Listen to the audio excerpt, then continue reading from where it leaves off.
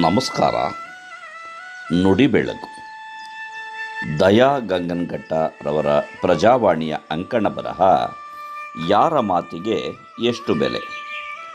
ಬೆಳಗಿನ 4 ಗಂಟೆಗೆ ಬಾಡಿಗೆದಾರ ಬಂದು ದಡಬಡ ಬಾಗಿಲು ಬಡಿದಾಗ ಸಿಟ್ಟಿನಿಂದಲೇ ಬಾಗಿಲು ತೆಗೆದ ಮಾಲೀಕ, ಏನು ವಿಷಯ ಅಂದ.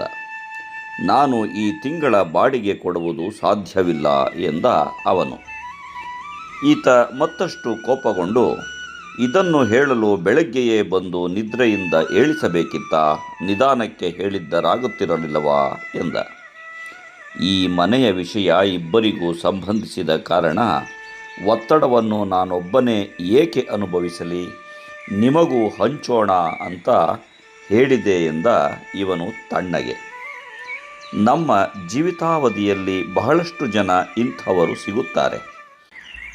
ಸುಮ್ಮನೆ ತಮ್ಮ ಪಾಡಿಗೆ ತಾವು ನೆಮ್ಮದಿಯಾಗಿ ಬದುಕುವವರನ್ನು ಕಂಡರೆ ಇವರಿಗೆ ಸಮಾಧಾನ ಇರುವುದಿಲ್ಲ.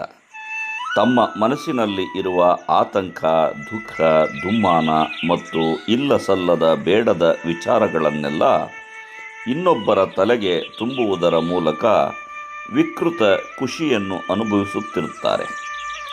ಯಾರೋ ಮಾಡಿದ ಚಂದದ ಪೇಂಟಿಂಗ್ ಒಂದಕ್ಕೆ ಏನೋ ಕೊರತೆಯನ್ನು ಎತ್ತಿ ಹೇಳಿಬಿಡುವುದು, ಮಾಡಿದ ಅಡುಗೆಯಲ್ಲಿ ತಪ್ಪು ಕಂಡುಹಿಡಿಯುವುದು, ದೈಹಿಕ ನ್ಯೂನತೆಗಳನ್ನು ಎತ್ತಿ ಹಿಡಿದು ಹೀಯಾಳಿಸಿದಂತೆ ಮಾತನಾಡಿಬಿಡುವುದು, ಇಲ್ಲವೇ ಕಟ್ಟಿದ ಮನೆ ವಾಸ್ತು ಪ್ರಕಾರ ಇಲ್ಲ ಅಂತಲೋ, ಸೊಸೆ ನಿಮಗೆ ತಕ್ಕವಳಲ್ಲ ಅಂತಲೋ, ನಿಮ್ಮ ಹುಡುಗನ ಸಹವಾಸ ಸರಿಯಾದವರ ಜೊತೆ ಇಲ್ಲ ಅಂತಲೋ, ಹೀಗೆ ಹಲವಾರು ಸಣ್ಣ ಸಣ್ಣ ವಿಷಯಗಳನ್ನು ದೊಡ್ಡದು ಮಾಡಿ ಮನಸ್ಸಿಗೆ ಕಹಿ ಸುರಿಯುವ ಜನ ಇವರು.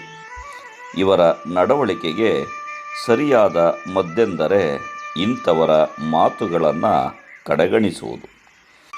ಸಲಹೆ ನೀಡುವವರು ಎಷ್ಟು ಅರ್ಹರು ಎನ್ನುವುದರ ಮೇಲೆ ಸಲಹೆಯ ತೂಕವನ್ನು ಅಳೆಯಿರಿ.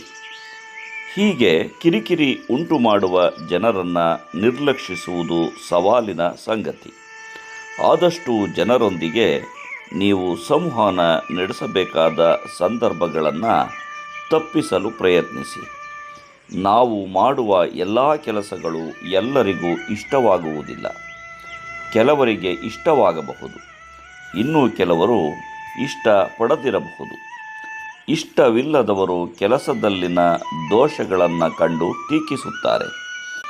ಇದು ನಮ್ಮಲ್ಲಿ ಖಿನ್ನತೆಯನ್ನು ಉಂಟು ಮಾಡುತ್ತದೆ. ನಮ್ಮ ಪ್ರತಿಭೆ, ವ್ಯಕ್ತಿತ್ವ ಗೊತ್ತೇ ಇಲ್ಲದವರ ಮಾತು ನಮಗೆ ಗೊತ್ತಾಗುವುದು ಬೇಡ. ಎಲ್ಲ ಟೀಕೆಗಳಿಗೆ ಉತ್ತರವನ್ನೂ ನೀಡಬೇಕಾಗಿಲ್ಲ. ನಾವು ಇತರರನ್ನು ಟೀಕಿಸುವಾಗ ಬಹಳ ಯೋಚಿಸಬೇಕು. ಇತರರನ್ನು ಕಡಿಮೆ ಅಂದಾಜು ಮಾಡುವುದು, ಅವರ ಭಾವನೆಗಳನ್ನು ನೋಯಿಸುವುದು ಭವಿಷ್ಯದಲ್ಲಿ ಅವರಿಗೆ ದೊಡ್ಡ ನಷ್ಟವನ್ನು ಉಂಟು ಮಾಡಬಹುದು. ನೀವು ಯಾರನ್ನಾದರೂ ಹಂಗಿಸಿದರೆ ಆ ಮಾತು ನಿಮಗೆ ಸಾಮಾನ್ಯ ಎನಿಸಬಹುದು. ಆದರೆ ಹಂಗಿಸಿಕೊಂಡವರಿಗೆ ಆ ನೋವು ಏನೆಂದು ಗೊತ್ತು.